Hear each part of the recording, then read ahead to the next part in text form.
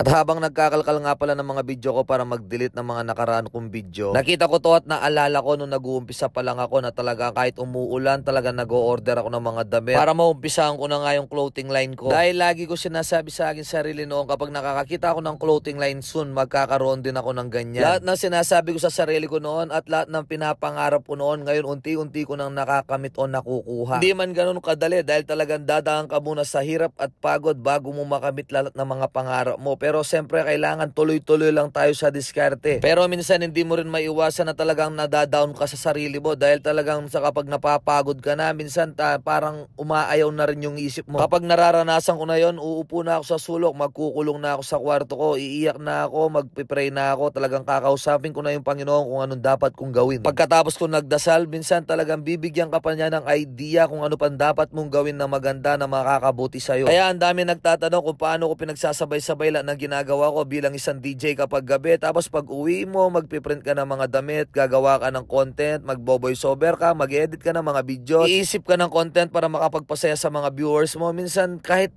gaano ka pa kagaling talaga, minsan yung isip mo talagang idadown ka niya. Kaya ang tinatanong ko lagi sa sarili ko, susuko na ba ako? Titigil ko na ba to? Kaso talagang malayo na tayo eh. Kailangan talagang ipagpatuloy pa natin to. Dahil alam ko naman na marami sumusuporta sa atin dahil ayan na yung abe ko ngayon. Tingnan nyo naman, napakadami na ng mga abe ko shirt at saka iba-iba pa ng kulay. Kaya nakakatuwa lalong-lalo na kapag nasa labas ako or nasa mall ako, makikita ko yung abe ko shirt na suot-suot ng mga kaibigan natin o friends natin sa Facebook page. Ang sarap talaga sa pakiramdam dahil siyempre naisip ko sa akin to eh, lalong-lalo na yung anak ko na makita niya, "Daddy, may abe ako shirt." Oh, ang sarap talagang pakinggan kapag yung anak mo talagang nakikita na niya, talagang nagiging proud siya para sa'yo dahil siyempre nakikita niya yung ginagawa mo na nagpapakapagod ka dahil sa kanya. Kaya hindi porke kahit hindi kayo kilala, hindi kayo sikat, pwede naman kayong mag-business ng ganyan kapag mayroon kayong idea, mayroon kayong alam na design, ipagpatuloy nyo lang yan, pagawaan nyo, tapos ipost nyo sa Facebook, online, talagang mas mabilis makikilala yan. Kaya sa mga gustong gumawa ng sariling clothing line, ipagpatuloy mo yan dahil kung hindi mo susubukan, hindi mo malalaman yung resulta. Minsan yung hindi mo pa kakilala, sila pa yung susuporta sa'yo. Hindi naman kailangan yung malaking puhunan dyan dahil magsimula ka lang sa 10,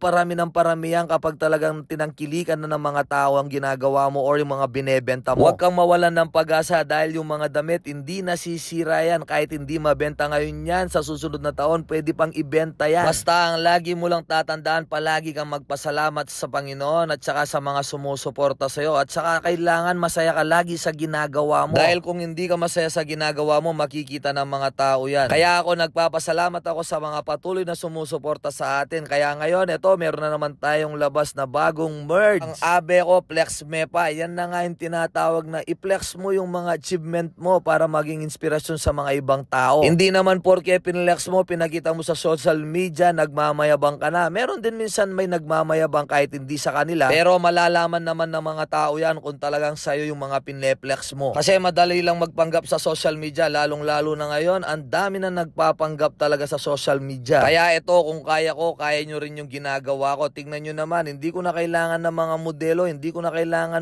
kumuha pa ng model or magbayad pa ng model. Kahit ikaw lang, pwede mong i-flex yan, pwede mong gawin lahat ng ginagawa ko. Kaya kung may idea ka na ngayon, may design ka na ngayon, umpisahan mo na yan. Dahil kung hindi mo pa umpisahan ngayon yan, kung umpisahan mo pa lang yan, bukas wala na, mawawala na sa isip mo yan. Dahil baka maunahan ka pa ng iba. Sige, tutulungan ko kayo dahil sa negosyong ganito, madalang lang yung mga tumutulong dahil na-experience ko na talagang hindi lahat tumutulong sa mga kapwa negosyante. Pero hindi tayo tutulad sa kanila dahil ang mga tawag doon is yung mga makasarili. Dahil yung kayamanan dito sa mundo ay yung isang maging mabuting tao. Yun lang ang masasabi ko sa inyo. Thank you. Bye!